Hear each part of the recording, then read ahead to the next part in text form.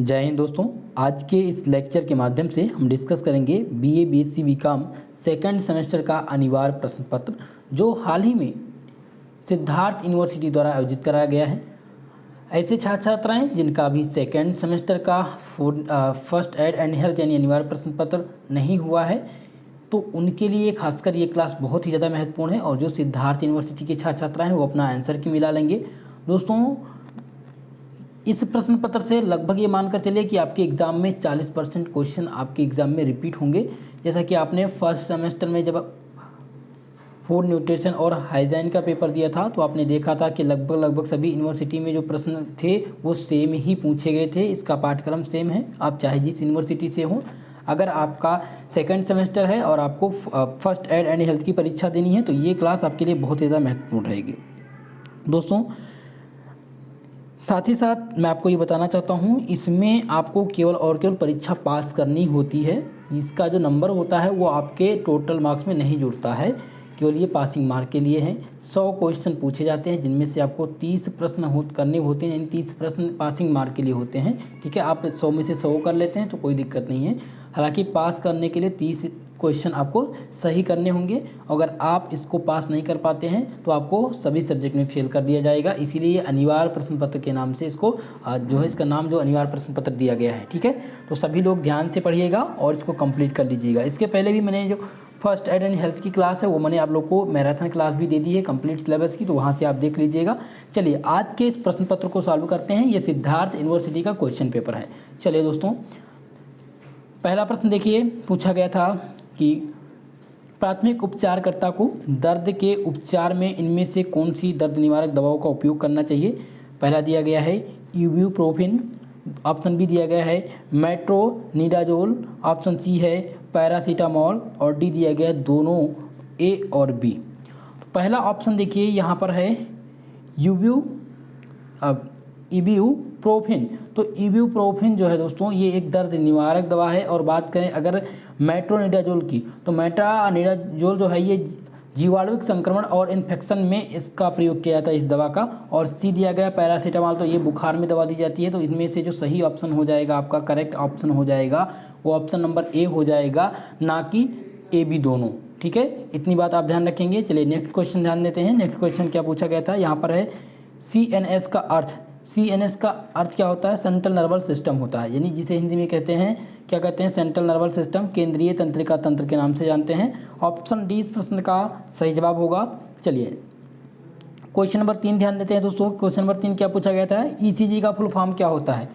दोस्तों जो ECG का फुल फॉर्म होता है वो इलेक्ट्रोकार्डियोग्राम होता है। क्या होता है? इलेक्ट्रोकार्डियोग्राम। इस प्रकार से आपका ऑप्शन नंबर ए सही हो जाएगा। क्वेश्चन नंबर 3 का जो सही जवाब हो जाएगा वो ऑप्शन नंबर ए हो जाएगा। नेक्स्ट प्रश्न देखिए, यहाँ पर है HIV की जांच के लिए रैपिड टेस्ट के लिए किसका सैंपल लिया जाता है। अगर HIV की जांच होती है तो उसमें रैपिड टेस्ट के लिए किसका सैंपल लिया जाता है। तो दोस्तों आप लोग ध्यान रखेंगे इस क्वेश्चन में कि जब भी HIV की जाँच की जाती है, HIV की जाँच के लिए लार और ब्लड का सैंपल लिया जाता है। तो लार यहाँ पर है नहीं, तो ऑप्शन नंबर ए इसका सही होगा, ब्लड। ठीक है, चलिए नेक्स्ट क्वेश्चन ध्यान देंगे। नेक्स्ट क्वेश्चन है कि पल्मोनरी ट्यूबरकुलोसिस कहाँ होता है।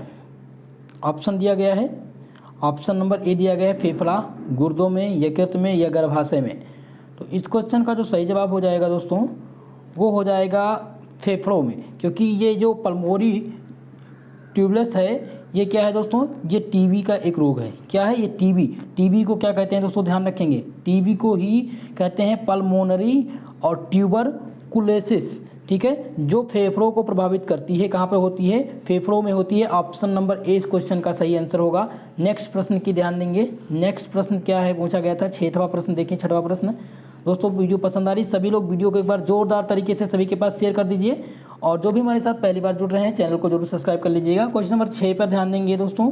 क्या पूछा गया है, यहाँ पर है कि निम्नलिखित में से कौन सा तपेदिक के लिए जिम्मेदार जीवाणु है। ऑप्शन ए दिया गया है माइक्रोबैक्टीरियम ट्यूबरकुलोसिस, ऑप्शन बी दिया गया है माइकोबैक्टीरियम लेपिसिस, और सी दिया गया वायरस, और डी दिया गया है दोस्तों कवक।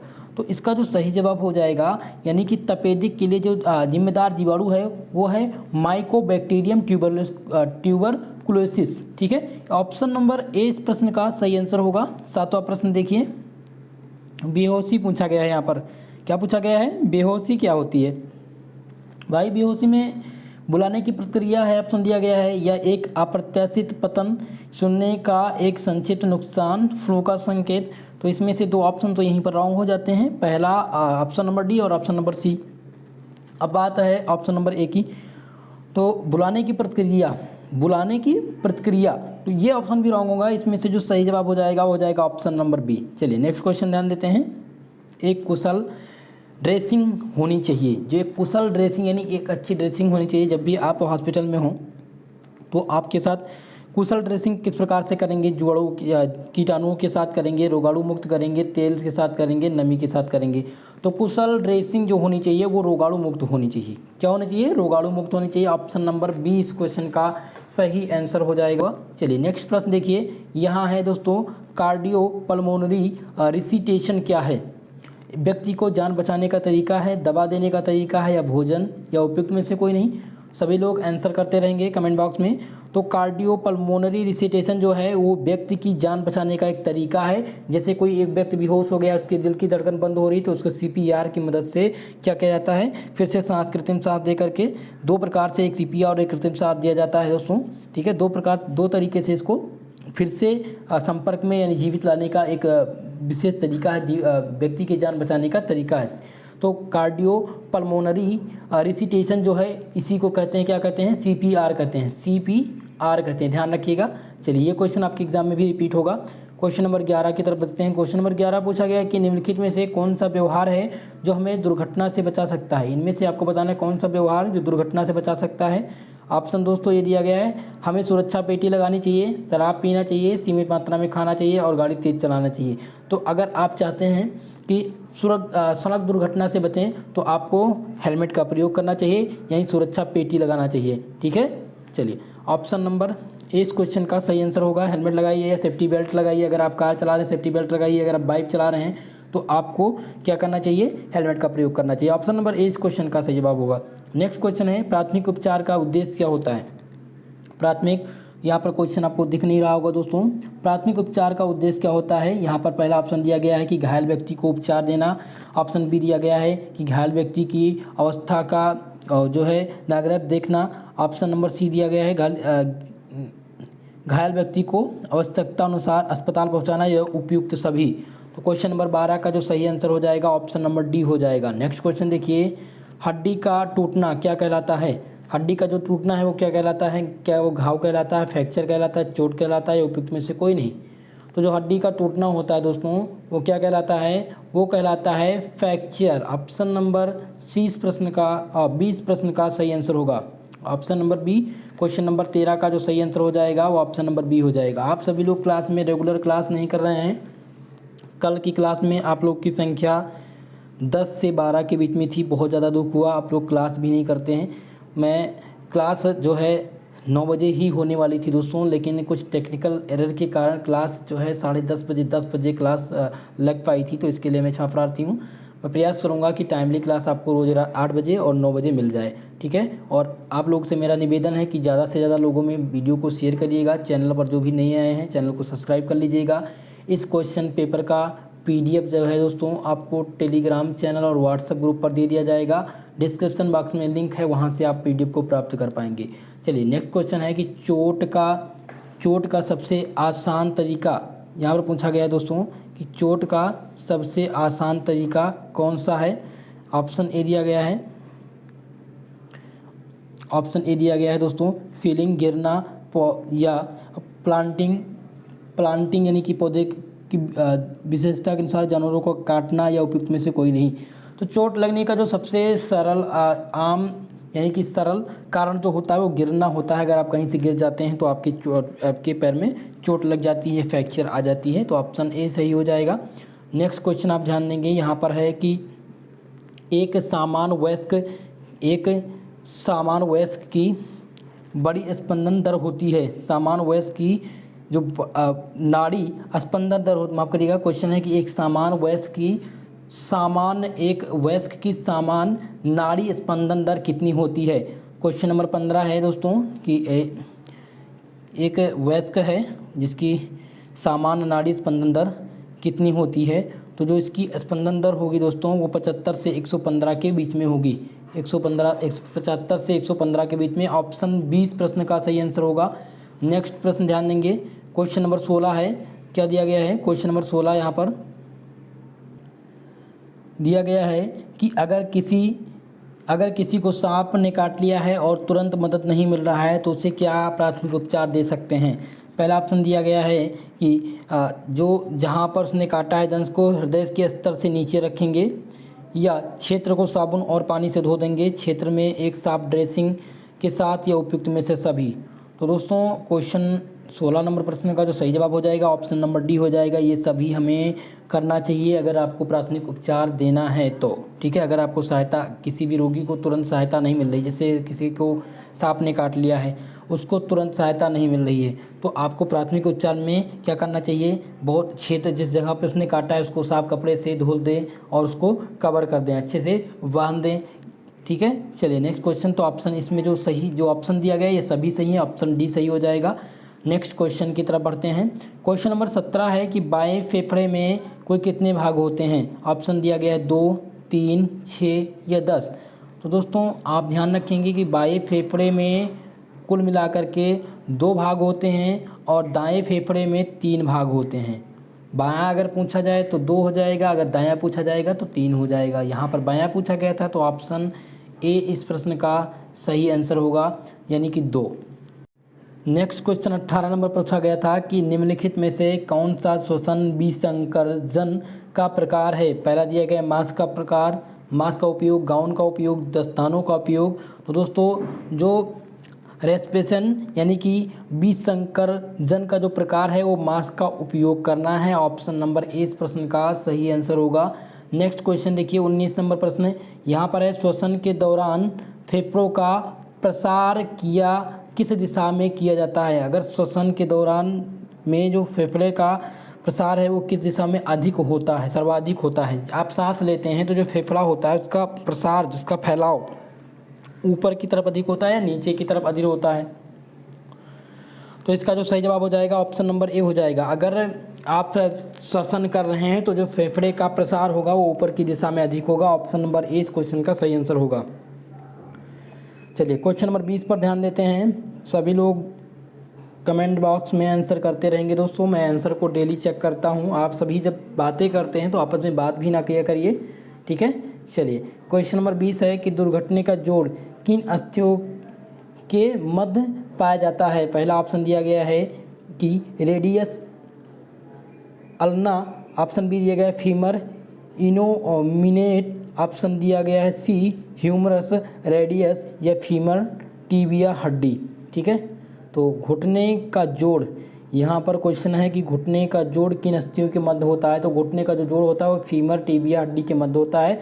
ऑप्शन नंबर डी इस क्वेश्चन का सही आंसर होगा। 21वें प्रश्न की तरफ बढ़ते हैं। 21वां प्रश्न जो है वो सूजन को दूर करने के लिए किस प्रकार के बैंडेज का उपयोग करना चाहिए?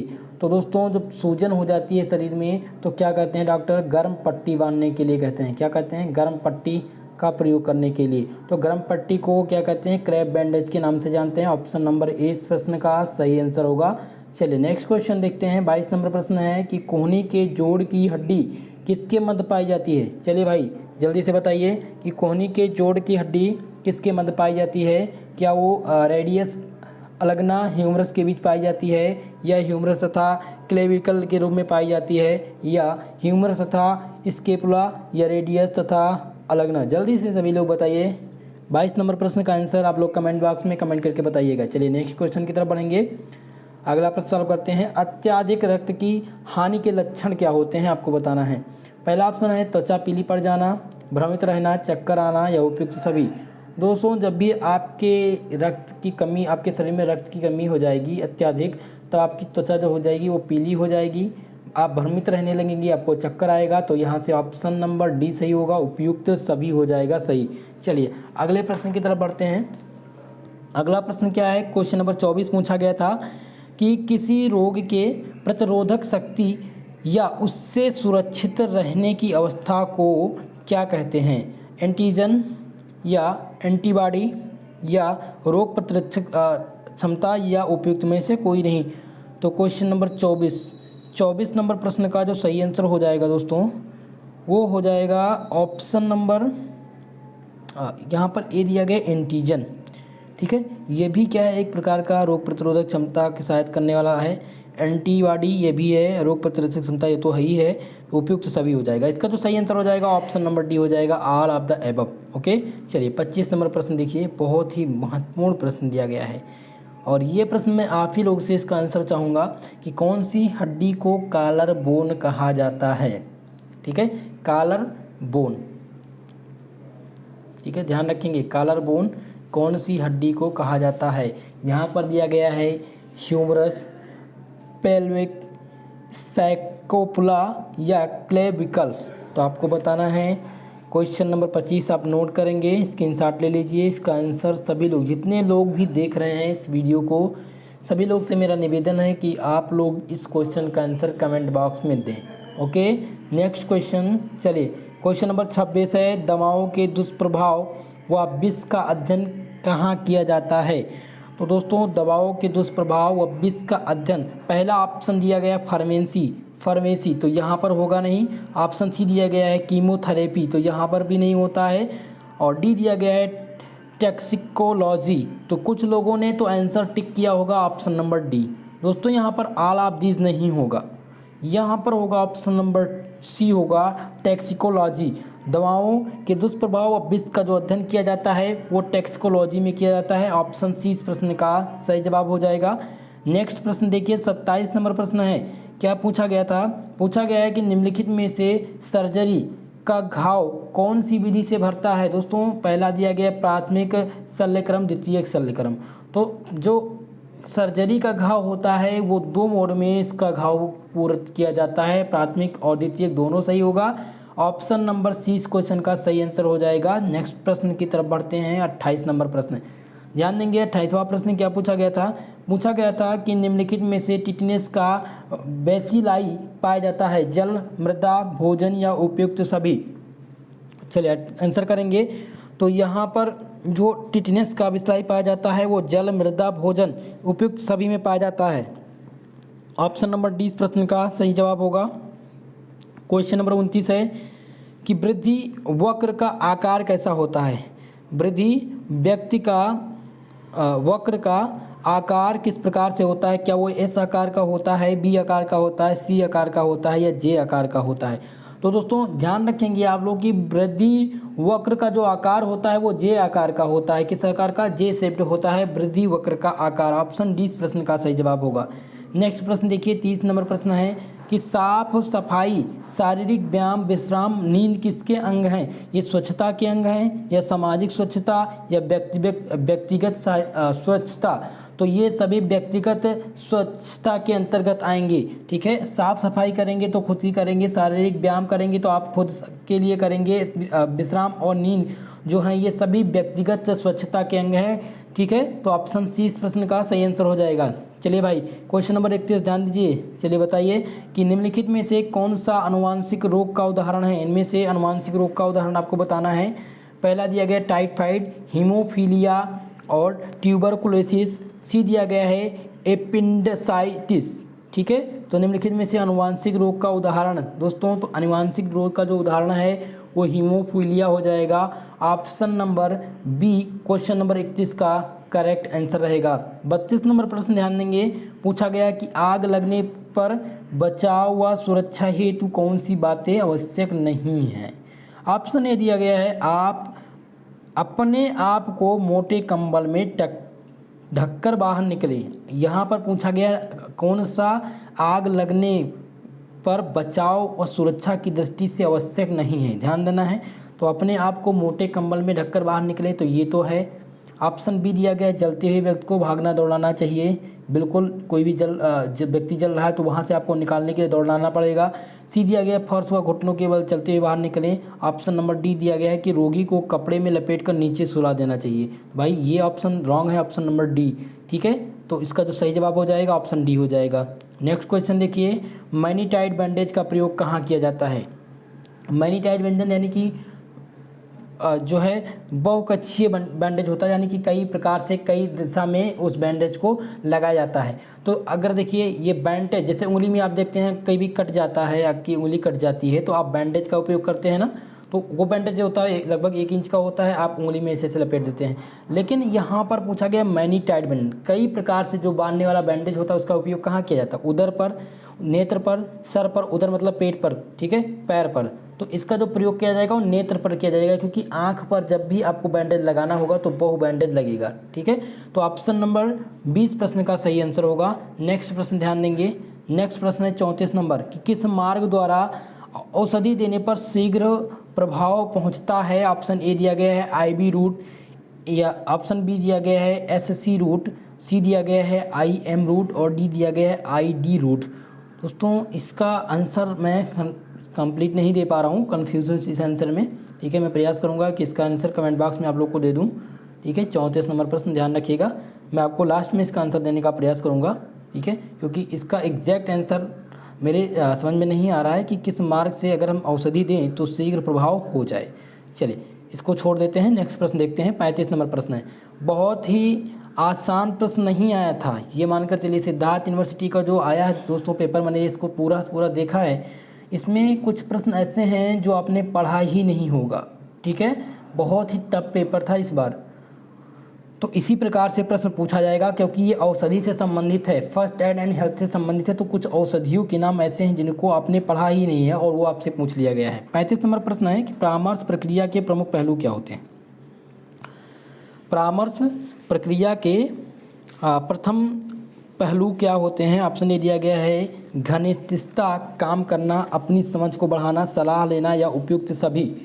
क्वेश्चन नंबर 35, तो इस क्वेश्चन का जो सही आंसर हो जाएगा ऑप्शन नंबर डी हो जाएगा, उपयुक्त सभी हो जाएगा। 36 नंबर प्रश्न है कि निम्नलिखित में से क्या दिया गया है मित्रों?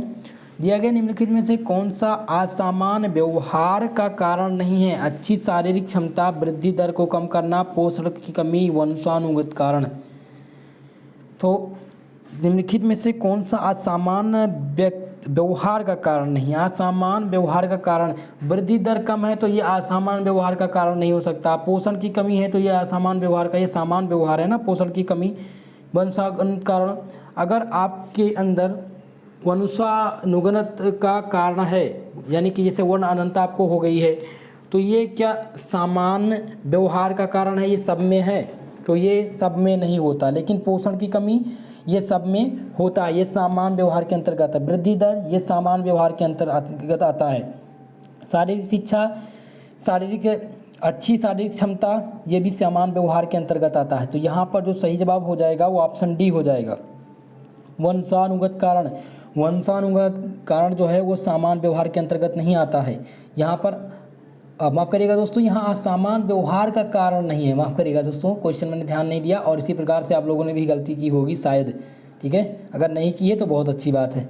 ध्यान देंगे यहाँ पर है निम्नलिखित में से कौन सा असामान्य व्यवहार का कारण नहीं है? तो वृद्धि दर कम करना ये क्या है? ये ये असामान्य व्यवहार का कारण है। पोषण की कमी ये भी है। वंशानुगत कारण ये भी आसान।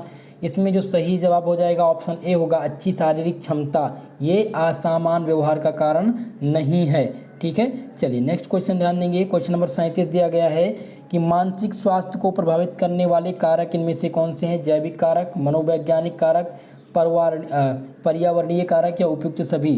तो मानसिक स्वास्थ्य को प्रभावित करने वाले जो कारक होते हैं दोस्तों वो क्या होते हैं? मानसिक स्वास्थ्य को जो प्रभावित करने वाले कारक हैं वो मनोवैज्ञानिक कारक हैं। यहाँ पर जैविक कारक और पर्यावरणीय कारक का कोई योगदान नहीं होगा, ठीक है। ऑप्शन 20 क्वेश्चन का सही आंसर होगा।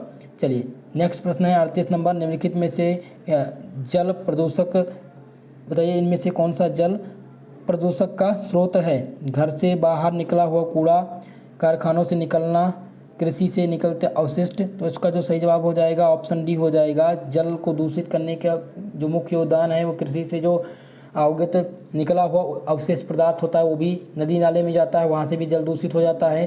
फैक्ट्रियों का जो पानी होता है उससे दूषित होता है और घर का जो कूड़ा करकट होता है उससे भी, नाली वगैरह से भी जल दूषित होता है। तो ऑप्शन डी इस क्वेश्चन का सही आंसर होगा।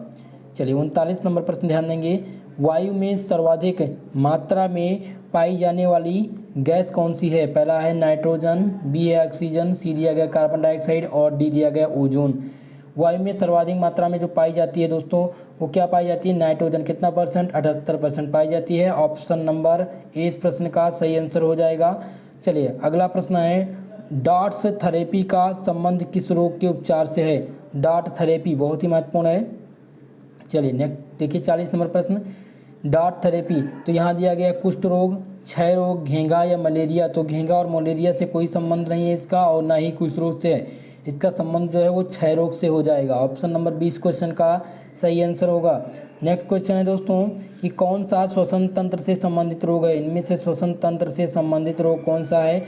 निमोनिया, पोलियो, रेबीज या खुजली। बहुत ही महत्वपूर्ण प्रश्न है। 41 नंबर प्रश्न, इसका जो सही आंसर हो जाएगा निमोनिया श्वसन तंत्र से संबंधित रोग होता है।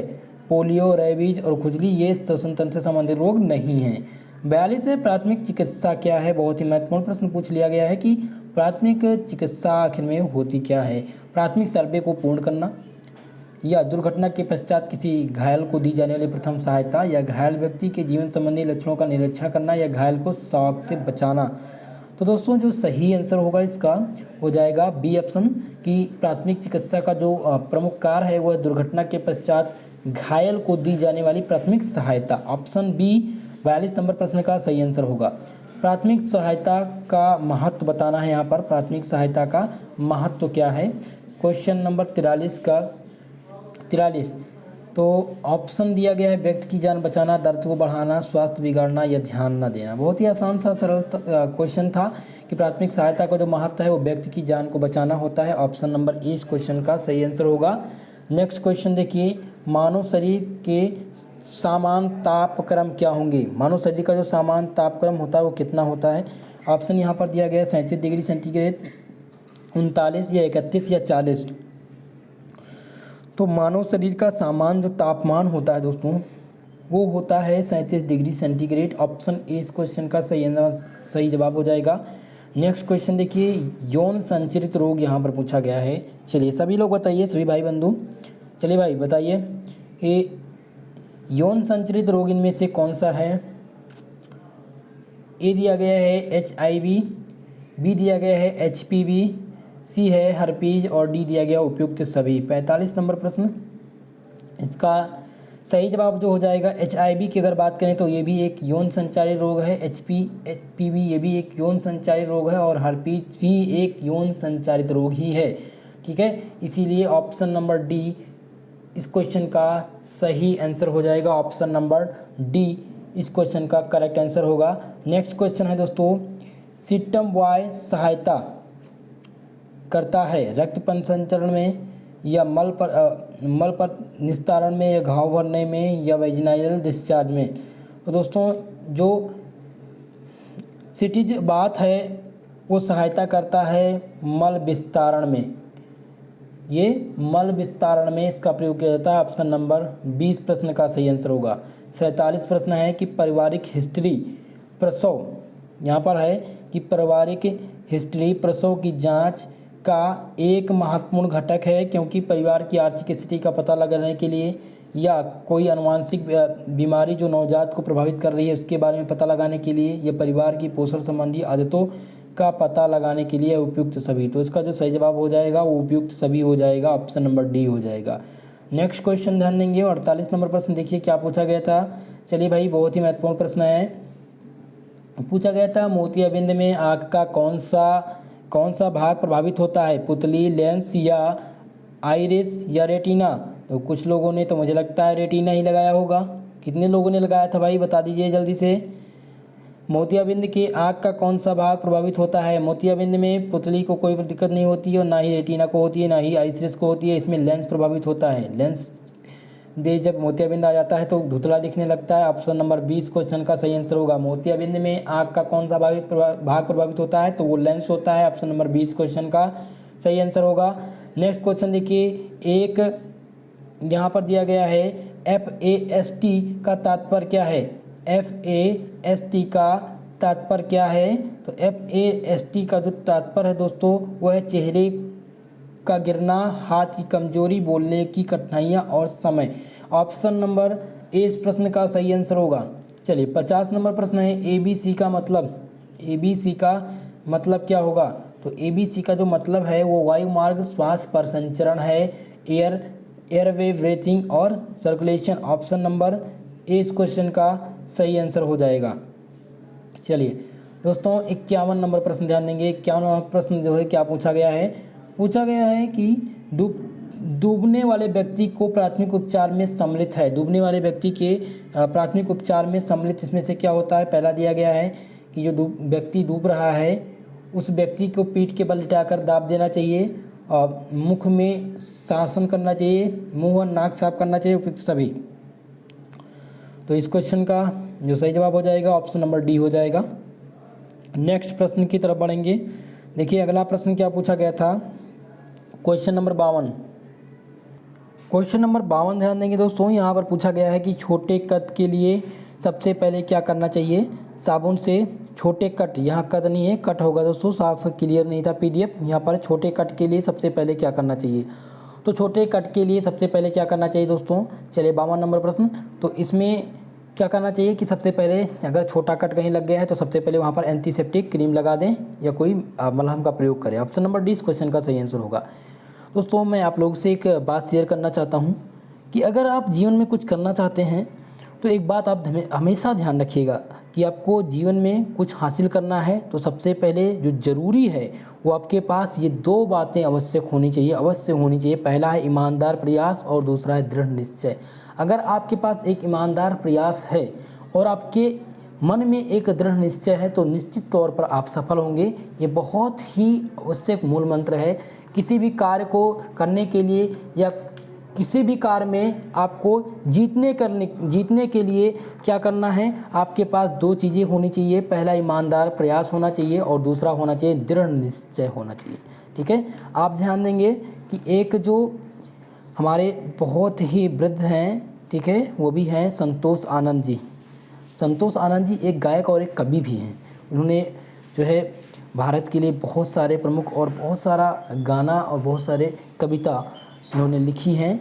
हालांकि अभी इनका जो स्थिति है बहुत ही जर्जर अवस्था में है।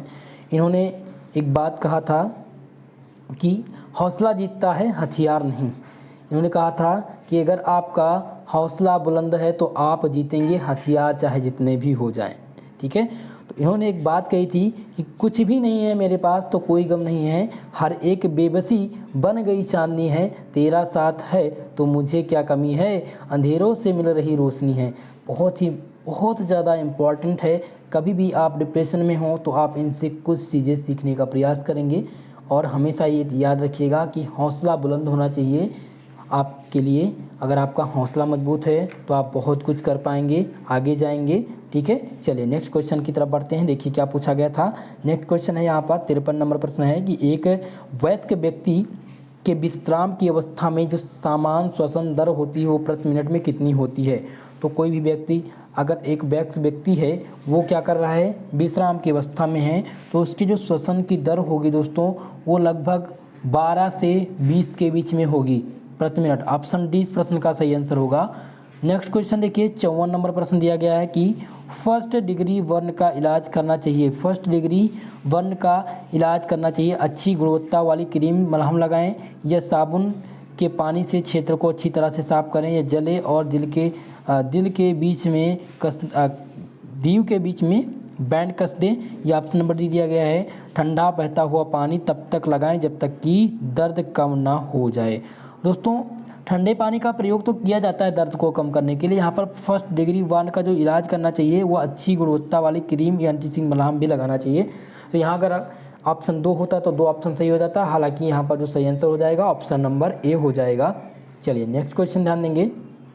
55 नंबर प्रश्न है कि मानव शरीर में कुल कितनी अस्थियाँ पाई जाती हैं? ऑप्शन यहाँ पर दिया गया है 200, 206, 203 और 209। तो मानव शरीर में कुल जो अस्थियाँ पाई जाती हैं उनकी संख्या कितनी होती है? जल्दी से आप लोग कमेंट बॉक्स में कमेंट करके जल्दी से बता दीजिए भाई कि इसमें मानव शरीर में कुल कितनी अस्थियाँ पाई जाती हैं। चलिए इस क्वेश्चन का आंसर मैं आपको बताने वाला ही नहीं हूँ क्योंकि सबको पता है इसका आंसर। चलिए सभी लोग कमेंट करके बताइए खोपड़ी की अस्थियों की संख्या पूछी गई है। थोड़ा सा टिपिकल है, मैं आप लोग को बता देता हूँ कि खोपड़ी की अस्थियाँ जो होती हैं कितनी होती हैं। तो ऑप्शन नंबर ए इसका सही होगा, खोपड़ी में 24 अस्थियाँ होती हैं। ऑप्शन नंबर ए इस प्रश्न का सही आंसर होगा। 57 नंबर प्रश्न ध्यान देंगे, हाथ की उंगली के लिए उपयुक्त बैंडेज इनमें से कितनी इंची होती है। तो हाथ के उंगली के लिए जो उपयुक्त बैंडेज होती है दोस्तों वो 1 इंच चौड़ी होती है, 1 इंच चौड़ी होती है। ऑप्शन नंबर ए इस प्रश्न का सही आंसर होगा। नेक्स्ट प्रश्न है, क्या दिया गया है कि एक दुर्घटना स्थल का सर्वेक्षण करने के बाद अपनी सुरक्षा के लिए पहले प्रदान करना चाहिए। पहला ऑप्शन दिया गया है, कार्यभार संभालते हुए चुप रहें और अपने प्रशिक्षण के स्तर पर विश्वास के साथ कार्य करें। ऑप्शन बी दिया गया, सदमे के लिए प्राथमिक उपचार का प्रदान करना, या 1911 या अपने स्थानीय तत्कालीन नंबर पर कॉल करें, या जल्द मामलों के तत्काल उपचार प्रदान करें। एक दुर्घटना स्थल का सर्वेक्षण करने के बाद अपनी सुरक्षा के लिए आपको क्या प्रदान करना चाहिए। तो सबसे पहले जो प्रदान करना चाहिए, सदमे के लिए जो प्राथमिक उपचार प्रदान करना चाहिए। क्या करना चाहिए, सबसे पहले प्राथमिक उपचार का प्रदान करना चाहिए। ऑप्शन 20 क्वेश्चन का सही आंसर होगा। चलिए, रेबीज नामक बीमारी फैलती है। रेबीज नामक बीमारी जो होती है वो किसके काटने से फैलती है, बिल्ली के, कुत्ते से, मच्छर से या पानी से। जल्दी से सभी लोग बता दीजिए भाई। तो रेबीज नामक जो बीमारी होती है वो कुत्ते के काटने से होती है। ऑप्शन नंबर 20 क्वेश्चन का सही जवाब होगा। क्वेश्चन नंबर 60 है, क्या दिया गया है कि प्राथमिक उपचार के बाद कौन सा उपकरण होते हैं, प्राथमिक उपचार के लिए कौन से उपकरण होते हैं। क्वेश्चन नंबर 60 यहाँ पर है। ऑप्शन ए दिया गया, थर्मामीटर, स्टेरोस्कोप या सेफेगनोमीटर।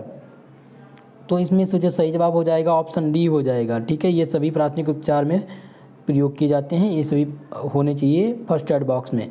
61 नंबर प्रश्न ध्यान देंगे, यहाँ है कि कुछ लोगों को कीड़े के काटने और डंक से बहुत एलर्जी होती, इस स्थिति में क्या कहा जाता है, इस स्थिति को क्या कहा जाता है। 61 नंबर प्रश्न, क्या सेप्टिक सदमा कहा जाता है, हृदयगत का रुकना, या टॉक्सिन शॉक सिंड्रोम कहा जाता है, या तीव्र ग्रहित या एनाफिलेक्सिस कहा जाता है। तो इसको कहा जाता है दोस्तों ऑप्शन नंबर डी, तीव्र ग्रहित एनाफिलेक्सिस। ऑप्शन नंबर डी इस प्रश्न का सही आंसर होगा। चलिए नेक्स्ट क्वेश्चन देखिए, किडनी एक दिन में कितना पानी फिल्टर करती है। किडनी जो है वो एक दिन में कितने पानी का फिल्टर करती है। Question number 62। तो किडनी लगभग एक दिन में 200 लीटर पानी का फिल्टर करती है। ऑप्शन नंबर डी यहाँ पर सही हो जाएगा। चलिए क्वेश्चन नंबर 63 ध्यान देंगे, यहाँ पर 63 नंबर प्रश्न क्या पूछा गया है, पूछा गया है कि निम्नलिखित में से कौन सी तकनीक बेहोश पीड़ित को स्थानांतरित करने के लिए उपयुक्त नहीं है। तत्कालिक स्ट्रक्चर, 4 हाथ वाले ले जाने वाले सीरीज, या 2 व्यक्ति को ले जाने के लिए कंबल से खींचना। तो यहाँ पर नहीं पूछा गया था, तो ऑप्शन नंबर डी सही हो जाएगा। क्या सही हो जाएगा, ऑप्शन नंबर डी, कंबल से खींचना इसका सही जवाब होगा। चलिए नेक्स्ट क्वेश्चन की तरफ बढ़ते हैं। देखिए क्वेश्चन नंबर 67 पूछा गया है कि सबसे आम मनोरोग इनमें से कौन सा है, आम मनोरोग। तो ऑप्शन दिया गया था यहाँ पर, क्या दिया गया है दोस्तों, मानसिक विकार, चिंता, अवसाद या उपयुक्त सभी। Question number 67। तो क्वेश्चन नंबर 67 में आप ध्यान देंगे कि सबसे आम मनोरोग यहाँ पर पूछा गया है। तो ये सभी जो है एक प्रकार के आम मनोरोग हैं। ऑप्शन डी इस प्रश्न का सही जवाब हो जाएगा। 68 नंबर प्रश्न है कि सामाजिक पहचान विकार को कभी कभी क्या कहा जाता है। एक प्रकार का मानसिक विकार कहा जाता है, या अलग करने वाला भगोड़ा कहा जाता है, या दोस्तों एकाधिक व्यक्ति को विकार या सामान्यीकृत चिंता या विकार के नाम से जानते हैं। तो 68 नंबर प्रश्न का जो सही जवाब हो जाएगा ऑप्शन नंबर सी हो जाएगा, एकाधिक व्यक्ति का विकार हो जाएगा सही आंसर। क्वेश्चन नंबर 69 ध्यान देंगे, क्या दिया गया है, सेजोफ्रेनिया का आमतौर पर निदान किया जाता है। सेजोफ्रेनिया का आमतौर पर निदान किया जाता है शैशवावस्था में, बाल्यावस्था में, पूर्ण वयस्क अवस्था में, या हृदय या वृद्धावस्था में। तो 69 नंबर प्रश्न का ध्यान देंगे आप लोग। क्वेश्चन नंबर 69, इसका जो सही आंसर हो जाएगा वो हो जाएगा ऑप्शन नंबर सी, पूर्ण वयस्क अवस्था में। ठीक है, चलिए नेक्स्ट क्वेश्चन ध्यान देंगे, यहाँ पर है हाइपोथर्मिया के लक्षण कौन कौन से हैं। ऑप्शन नंबर ए दिया है, गर्म व पसीना, ठंडा और पसीना, ठंडा थका हुआ, या कंपन, बहुत ही ज़्यादा पसीना। तो 70 नंबर प्रश्न ध्यान देंगे, 17वां प्रश्न पूछा गया है 70 नंबर, वो हाइपोथोडियम के लक्षण क्या हैं। तो क्वेश्चन नंबर 70 दिया गया था दोस्तों, हाइपोटेटिज्म की जो लक्षण है वो ठंडा, थका हुआ और कंपन होगा। ऑप्शन नंबर सी इस क्वेश्चन का सही जवाब होगा। चलिए नेक्स्ट प्रश्न को देखते हैं दोस्तों। नेक्स्ट प्रश्न पूछा गया है कि किस परिस्थिति में, यहाँ पर ऑप्शन दिया गया है कि किस परिस्थिति में हताहत को ठंडी एवं गीली चादर में लपेटेंगे। तो पहला ऑप्शन दिया गया है झटका, बेहोशी या लू लग जाने पर या दिल का दौरा पड़ जाने पर। तो यहाँ पर जो सही आंसर हो जाएगा लू लग जाना। लू लग जाना, जब आपको लू लग जाता है तो टेम्परेचर बहुत ही ज़्यादा हो जाता है, तो क्या करना होता है यहाँ पर किया जाता है कि ठंडा से ज़्यादा ठंडा पानी पिलाया जाता है और आपको क्या किया जाता है कि ठंडे चादर में लपेट करके, यानी ठंडे पानी के चादर में लपेट करके क्या किया जाता है, लिटा दिया जाता है। ऑप्शन नंबर सी इस प्रश्न का सही जवाब होगा। नेक्स्ट क्वेश्चन ध्यान देंगे, यहाँ पर है 72 नंबर कि नक्सीर के दौरान सिर किस स्थिति में होना चाहिए। नक्सीर यानी कि नाक से क्या होता है, ब्लड आने लगता है, उसे नक्सीर कहा जाता है। कि इसके दौरान आप सिर जो है अपना सर वो किस स्थिति में रखेंगे, आगे की ओर रखेंगे या सिर के बराबर रखेंगे या सिर को पीछे की तरफ रखेंगे या सिर की ओर झुका रहेगा। तो दोस्तों ध्यान रखेंगे, नक्सीर के दौरान सिर की जो स्थिति होती है वो क्या होती है, पीछे की तरफ होती है। ऑप्शन सी इस प्रश्न का सही आंसर होगा। नेक्स्ट प्रश्न ध्यान देंगे, 73 नंबर प्रश्न क्या पूछा गया था। यहाँ पर पूछा गया था कि मनोचिकित्सा में कोकीन का परिचय किसने दिया था। कोकीन का परिचय, तो कोकीन का जो परिचय दिया था दोस्तों वो फ्रायड ने दिया था। किसने दिया था, फ्रायड ने दिया था। ऑप्शन नंबर, इनका जो पूरा नाम है वो सिंतामंड फ्रायड है। क्या है, फ्रायड। ऑप्शन नंबर इस क्वेश्चन का सही जवाब हो जाएगा। नेक्स्ट क्वेश्चन, अगला प्रश्न देखिए क्या पूछा गया था। पूछा गया था कि सबसे आम प्रसवोत्तर मनोविकृति है। अब इस क्वेश्चन को आपको समझना है कि प्रसवोत्तर मनोविकृति यानी कि जब भी कोई महिला बच्चे को जन्म देती है उसके बाद में उसको किस स्थिति में, बहुत ज़्यादातर यानी कि 100% में से 1% महिलाओं को ऐसा दिक्कतें होती हैं। फिलहाल यहाँ ऑप्शन दिया गया है डिप्रेशन या अवसाद या उन्माद या पागलपन या सेजोफ्रेनिया। तो 74 नंबर प्रश्न का जो सही आंसर हो जाएगा डिप्रेशन या अवसाद में चली जाती हैं, यानी उनको ज़्यादातर अधिकतर क्या हो जाता है, डिप्रेशन के शिकार हो जाती हैं। ऑप्शन ए इस क्वेश्चन का सही जवाब होगा। 75 नंबर प्रश्न देखिए क्या है कि निम्नलिखित में से किस रोग के सल्मोनेला एंटेरिका सीरोटाइपिकी कहा जाता है। ऑप्शन यहाँ पर दिया गया है आंत्र ज्वार, मलेरिया या दस्त या पीला बुखार पीलिया। तो इसका जो सही जवाब हो जाएगा यहाँ पर आंत्र ज्वार हो जाएगा। ऑप्शन ए सही हो जाएगा दोस्तों। नेक्स्ट क्वेश्चन क्या पूछा गया था, निम्नलिखित में से कौन सा हेपेटाइटिस वायरस के संचरण का मुख्य कारण है। चलिए भाई बताइए जल्दी से। तो ऑप्शन नंबर ए दिया गया है यहाँ पर मच्छर के काटने से, दूषित पानी पीने से या सुई साझा करने से या उपयुक्त सभी। तो इस क्वेश्चन का आंसर आप सभी लोग कमेंट बॉक्स में करेंगे। हालांकि क्वेश्चन नंबर 76 का जो सही आंसर हो जाएगा वो ऑप्शन नंबर बी हो जाएगा, दूषित पानी के पीने से ऐसा होता है आपको, यानी ऑप्शन नंबर 20 क्वेश्चन का सही आंसर होगा। नेक्स्ट प्रश्न देखिए क्या दिया गया है कि स्वस्थ व्यक्ति के लिए निम्नलिखित में से कौन सा कारक आवश्यक है। तो एक स्वस्थ व्यक्ति के लिए पहला ऑप्शन दिया गया टीकाकरण, तो ये आवश्यक ही है टीकाकरण। संतुलित आहार अगर आप लेंगे तभी आप स्वस्थ रहेंगे। व्यक्तिगत सुरक्षा अगर आप नहीं रखेंगे तभी आप स्वस्थ रह पाएंगे। तो यहाँ पर जो सही जवाब हो जाएगा वो ऑप्शन नंबर डी हो जाएगा, उपयुक्त सभी, all of the above. Next question 48 number देखिए क्या पूछा गया था भाई। 48 नंबर प्रश्न है कि निम्नलिखित में से कौन सी एक आदर्श गर्भ निरोधक की विशेषता नहीं है। ऑप्शन दिया गया अचल, आसानी से उपलब्ध या यूजर फ्रेंडली या कम से कम साइड इफेक्ट के साथ प्रभावी। तो इसका जो सही जवाब हो जाएगा दोस्तों इस क्वेश्चन का यानी 78 नंबर प्रश्न, यहाँ पर दिया गया अचल, आसानी से उपलब्ध, यूजर फ्रेंडली। तो आसानी से उपलब्ध का मतलब ये हो गया कि आसानी से आपको इसके बारे में नॉलेज मिल सके, कोई सहायता दे सके। यूज़र फ्रेंडली यदि आपका कोई फ्रेंड हो, या कम से कम साइड इफ़ेक्ट के साथ जो प्रभावित करे वो गर्भ निरोधक गोली आपको लेनी चाहिए। तो यहाँ पर जो सही जवाब हो जाएगा वो ऑप्शन नंबर हो जाएगा इरिवर्सिबल हो जाएगा। क्या हो जाएगा, इरिवर्सिबल। ऑप्शन ए इस क्वेश्चन का सही जवाब होगा। नेक्स्ट क्वेश्चन है 79 नंबर, निम्नलिखित में से कौन सा वंशानुगत रोग है। वंशानुगत रोग यहाँ पर पूछा गया है। मुझे लगता है इसका आंसर आप सभी को पता होना चाहिए। ऑप्शन देखते ही पहला दिया गया रेबीज, तो ये तो होगा नहीं क्योंकि कुत्ते के काटने से होता है। ऑप्शन दिया गया है बी ऑप्शन की वर्णनता, सी है पोलियो और चेचक, ये दोनों जो है ये क्या है, वंशानुगत रोग नहीं है। यहाँ से हो जाएगा वर्णनता यानी कि कलर ब्लाइंडनेस हो जाएगा, ये क्या है, ये एक वंशानुगत रोग है। ऑप्शन 20 प्रश्न का सही जवाब होगा। चलिए 80 नंबर है, सुरड़ियों की हड्डी की संख्या। सुरड़ियों में हड्डी की संख्या जो होती है वो कितनी होती है, क्या 3 होती है, 4 होती है, 5 होती है, 6 होती है? तो जल्दी से बता दीजिए भाई। क्वेश्चन नंबर 80, तो आप लोग ध्यान दीजिएगा, सुरड़ियों में हड्डियों की जो संख्या होती है वो 5 होती है। क्या होती है, कितनी होती है, 5 होती है। ऑप्शन यहाँ पर सी सही हो जाएगा, 5। नेक्स्ट प्रश्न देखिए क्या दिया गया है कि किस भोजन में प्रोटीन का अधिक जैविक मूल्य है? ऑप्शन ए दिया गया सोयाबीन, बी है अंडा, मांस या मछली। तो किस भोजन में प्रोटीन का जो अधिक जैविक मूल्य है दोस्तों, वो हो जाएगा अंडा हो जाएगा। क्या हो जाएगा, एग हो जाएगा। ऑप्शन 20 प्रश्न का सही आंसर होगा। चलिए भाई 82 नंबर प्रश्न है कि विश्व स्वास्थ्य दिवस कब मनाया जाता है? ऑप्शन ए है मार्च में, ऑप्शन बी दिया गया है दोस्तों 7 अप्रैल को, 6 अक्टूबर को या 10 दिसंबर को। तो विश्व स्वास्थ्य दिवस कब मनाया जाता है, जल्दी से बता दीजिए। क्वेश्चन नंबर 82, तो इसका जो सही आंसर हो जाएगा वो हो जाएगा ऑप्शन नंबर 20, 7 अप्रैल को विश्व स्वास्थ्य दिवस मनाया जाता है। ठीक है। नेक्स्ट क्वेश्चन है कॉपर टीका कार्य। यहाँ पर है कॉपर टीका जो प्रमुख कार्य होता है वो क्या होता है? कॉपर टीका प्रमुख कार्य यहाँ पर पूछा गया था, तो यहाँ पर दिया गया है गैस्ट्रियल बंद करना या दरार बंद करना या उत्परिवर्तन की जांच करना या निषेचन को बंद करना।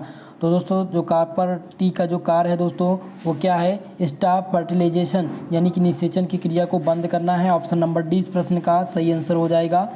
84 नंबर प्रश्न क्या दिया गया है, यहाँ पर है ट्यूबेक्टोमी के बाद महिला प्रजनन प्राण में कौन सा हिस्सा अवरुद्ध रहता है? ऑप्शन यहाँ पर दिया गया है दोस्तों, दिया गया है फेलोपियन ट्यूब, गर्भाशय ग्रीवा या गर्भाशय छिद्र या उपयुक्त में से कोई नहीं। तो इस क्वेश्चन का जो सही जवाब हो जाएगा वो ऑप्शन नंबर ए हो जाएगा। नेक्स्ट क्वेश्चन देखिए क्या पूछा गया था।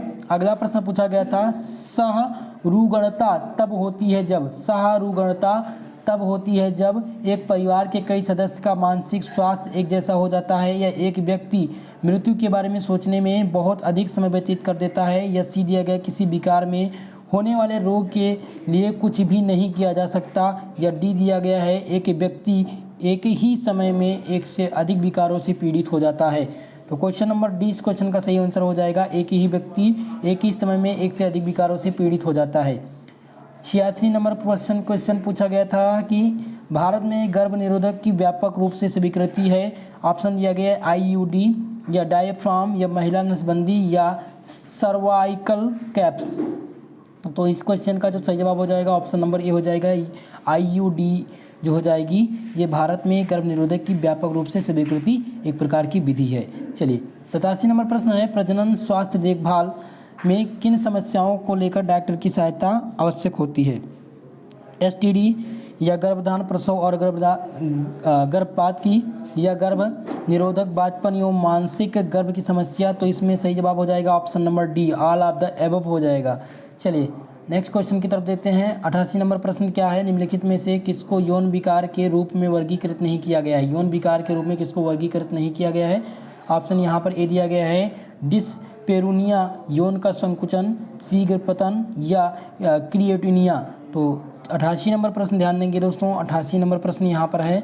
88 नंबर क्वेश्चन का जो सही आंसर हो जाएगा ऑप्शन नंबर डी हो जाएगा, क्रिएटिनिया सही आंसर हो जाएगा इसका। चलिए नेक्स्ट क्वेश्चन ध्यान देंगे, ये मार्केफियो में बनता है। ठीक है। चलिए 89 नंबर ध्यान देंगे क्वेश्चन। 89 नंबर है कि ADHD आमतौर पर सबसे पहले निदान किया जाता है शैशवावस्था में, बाल्यावस्था में या वयस्कता में या वृद्धावस्था में? तो 89 नंबर क्वेश्चन का सही जवाब हो जाएगा, वो हो जाएगा बाल्यावस्था। क्या हो जाएगा, बाल्यावस्था में किया जाता है। ऑप्शन नंबर 20 प्रश्न का सही आंसर हो जाएगा। स्टेपीज हड्डी कहाँ होती है? स्टेपीज हड्डी कहाँ होती है? कलाई के जोड़ में होती है, कान में होती है, नाक में होती है, अड़ी के जोड़ में होती है। तो 90 नंबर क्वेश्चन का सही आंसर हो जाएगा स्टेपीज की जो हड्डी होती है वो कान में पाई जाती है। कहाँ पाई जाती है? कान में। ऑप्शन नंबर 20 प्रश्न का सही जवाब हो जाएगा। अगला प्रश्न है हॉरिक्लासिस मामलों में सबसे आसान परिभाषा बताइए। अच्छी परिभाषा कौन सी है? हॉरिक्लास के मामले में अच्छी परिभाषा कौन सी है? 91 नंबर क्वेश्चन दिया गया है। सांस लेना, खून बहना और टूटी हुई हड्डी या बी नंबर है कि किसी भी स्थिति में जिसमें पीड़ित को जान का खतरा हो सकता है, तो इसमें सही आंसर हो जाएगा बी। ठीक है, क्योंकि जो हॉरी क्लासेस है जल्दीबाजी का मामला है, ये क्या है, जल्दीबाजी का मामला। तो जल्दीबाजी में आप अगर सांस लेने में व्यक्ति का सांस लेना बंद हो जाए या कोई भी दिक्कत हो जाए तो उसमें किसी भी व्यक्ति को जान जाने का खतरा होता है। ऑप्शन बी इस क्वेश्चन का सही आंसर होगा। चलिए नेक्स्ट क्वेश्चन है दोस्तों, क्या दिया गया है कि बच्चों की वृद्धि और विकास को प्रभावित करने वाले इनमें से कारक कौन से हैं। ऑप्शन यहाँ पर दिया गया है मातृ पोषण, बी है अनुवांशिकता, सी है वातावरण, ए और डी दिया गया उपयुक्त में कोई नहीं, उपयुक्त सभी। तो भाई बच्चों की वृद्धि और विकास को प्रभावित करने वाले जो कारक हैं इनमें से कौन से हैं, इनमें से जो मुख्य कारक हो जाएंगे वो उपयुक्त सभी हो जाएंगे। ऑप्शन नंबर डी इस प्रश्न का सही जवाब हो जाएगा। दोस्तों वीडियो पसंद आ रही हो भाई प्लीज़ वीडियो को लाइक कर दीजिए यार। चैनल पर जो भी हमारे साथ पहली बार जुड़ रहे हैं चैनल को जरूर सब्सक्राइब कर लेंगे, क्योंकि अगर आप चैनल को सब्सक्राइब करेंगे, बेल आइकन को नोटिफिकेशन ऑन करेंगे तो आपको जैसे भी क्लास मिलेगी आपको मिलती रहेगी। क्लास की टाइमिंग रोज़ रात 8 और 9 बजे रहेगी। चलिए 93 नंबर प्रश्न है कि गंभीर रक्तस्राव के लिए प्राथमिक उपचारकर्ता को सबसे पहले क्या करना चाहिए। पीड़ित को ठीक ठाक होने की स्थिति में रखें, या साफ कपड़े या हाथ से सीधा दबाव डालें, या ऑक्सीजन दें, या साफ कपड़ा से ढक दें। चलिए इस क्वेश्चन का आंसर बताइए जल्दी से। 93 नंबर प्रश्न, 93 नंबर प्रश्न का सही आंसर हो जाएगा साफ कपड़े या हाथ से सीधा दबाव डालें। ऑप्शन नंबर 20 प्रश्न का सही आंसर हो जाएगा। निम्नलिखित में से कौन सा एक्यूट गैरट्राइटिस का कारण है। एस्पिरिन का प्रयोग, अत्यधिक अल्कोहल लेना, या दिया गया है रेडिएशन थेरेपी का साइड इफेक्ट, या उपयुक्त सभी। तो 94 नंबर प्रश्न का जो सही जवाब हो जाएगा वो ऑप्शन नंबर डी हो जाएगा, उपयुक्त सभी, all of the above. Next प्रश्न देखिए 95 नंबर प्रश्न है कि खाद्य विषाक्तता विषाणु के कारण होती है जो क्या करती है। यहाँ पर फिल इन द ब्लैंक दिया गया है 95 नंबर प्रश्न में। तो यहाँ पर दोनों यहाँ पर हो जाएगा कि अनुचित हैंडलिंग और खाना पकाने या संग्राहक के कारण भोजन में फैल जाता है खाद्य विषाणुता। ठीक है, ऑप्शन नंबर क्वेश्चन नंबर 95 का जो सही आंसर हो जाएगा ऑप्शन नंबर डी हो जाएगा। नेक्स्ट क्वेश्चन की तरफ बढ़ते हैं दोस्तों। नेक्स्ट क्वेश्चन है 96 नंबर कि मस्तिष्क की रक्त आपूर्ति में व्यवधान के कारण मस्तिष्क में कार्य की कमी जो आ जाती है वो किसके कारण आती है। तो दोस्तों ये कारण जो कमी आती है वो स्ट्रोक, इसमें जो स्ट्रोक मस्तिष्क की रक्त आपूर्ति के सावधान में मस्तिष्क के कार्य में कमी आना होता है। स्ट्रोक इस क्वेश्चन का सही आंसर हो जाएगा स्ट्रोक, ऑप्शन नंबर ए सही हो जाएगा। 97 नंबर प्रश्न ध्यान देंगे, यहाँ पर है, यहाँ पर ये दिया गया है कि एक फिट के रूप में जाना जाता है अंग विच्छेदन, शार्क, या स्ट्रोक, या दौरे के आक्षेप। तो दोस्तों इस क्वेश्चन का आंसर मुझे क्लियरली नहीं है, कन्फर्म मैं नहीं हूँ इस क्वेश्चन में, तो इसका आंसर मैं नहीं बता पा रहा हूँ। मैं प्रयास करूँगा इसका आंसर आपको कमेंट बॉक्स में दे दूँगा। ठीक है, चलिए अगर आपको पता है तो कमेंट बॉक्स में कमेंट करके ज़रूर बताइएगा। चलिए नेक्स्ट क्वेश्चन ध्यान देंगे। 98 नंबर प्रश्न पूछा गया है छोटी आँच की लंबाई। छोटी आँच की लंबाई कितनी होती है भाई, 98 नंबर प्रश्न। तो छोटी आँच की जो लंबाई होती है दोस्तों वो 20 से 23 फीट के बीच में होती है। तो यहाँ पर ऑप्शन नंबर 22 सही हो जाएगा, ए नंबर ऑप्शन सही होगा। नेक्स्ट क्वेश्चन है 99 नंबर प्रश्न है कि जन नियंत्रण को यह कहा जाता है, जन नियंत्रण को यह भी कहा जाता है गर्भ निरोधक, गर्भधान विरोधी, या जन प्रजनन क्षमता।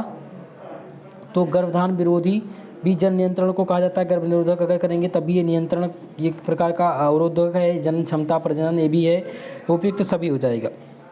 ऑप्शन नंबर डी इस क्वेश्चन का सही आंसर होगा। इस प्रश्न पत्र का लास्ट क्वेश्चन है 100 नंबर की आंखें लगभग गोलाकार होती हैं जिसका व्यास कितना होता है। आंख का व्यास बताइए भाई क्या होता है। तो आंख का व्यास जो होता है लगभग वो होता है 2.5 सेमी के बीच में। ऑप्शन बी इस प्रश्न का सही आंसर हो जाएगा। तो कम्प्लीटली हमने सिद्धार्थ यूनिवर्सिटी का क्वेश्चन पेपर सॉल्व करा दिया है। 100 प्रश्न थे, 100 प्रश्न आपको सॉल्व करने थे, केवल और केवल इस परीक्षा को पास करना होता है दोस्तों। इसमें आपके नंबर रिजल्ट में ऐड नहीं होते हैं, आपको दिया जाता है, ग्रेड भी दिया जाता है किसी किसी यूनिवर्सिटी में, और किसी किसी नंबर में नंबर दिया जाता है लेकिन वो ऐड नहीं होता है। ठीक है, जुड़ता नहीं है टोटल मार्क्स में आपके। दूसरी बात, कल आपको मैं सॉल्व कराने वाला हूँ कुछ महत्वपूर्ण प्रश्न फूड जो है फर्स्ट एड एंड हेल्थ के। तो जो भी छात्र छात्राएँ हमारे साथ जुड़े हैं प्लीज़ वीडियो को लाइक कर दीजिएगा, चैनल पर नए हैं चैनल को सब्सक्राइब कर लीजिएगा, और इस क्लास का पीडीएफ यानी इसका जो क्वेश्चन पेपर है इसका पीडीएफ मैं आपको टेलीग्राम चैनल पर दे दूंगा। टेलीग्राम अगर आपको ओपन नहीं कर पा रहे हैं आप लोग लिंक के द्वारा, तो आप सर्च कर लीजिए एसपी स्टडी चैनल फर्स्ट, वहां से आपको पीडीएफ मिल जाएगा। या आपको कोई भी दिक्कत है आप कॉल कर सकते हैं हमें 9984947535 पर कॉल करें और आपको कोई भी दिक्कत है आपको पूरी जानकारी दी जाएगी। ठीक है दोस्तों, तो आज की ये क्लास आप सबके लिए कैसी रही कमेंट बॉक्स में कमेंट करके ज़रूर बताइएगा। मिलते हैं अगली क्लास में, तब तक के लिए जय हिंद जय भारत।